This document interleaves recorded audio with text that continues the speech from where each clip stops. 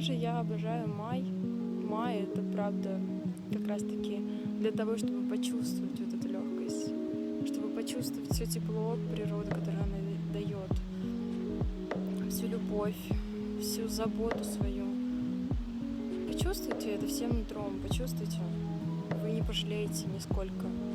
То есть это настолько необъяснимо, что я уже повторяюсь. Правда. Это просто любовь.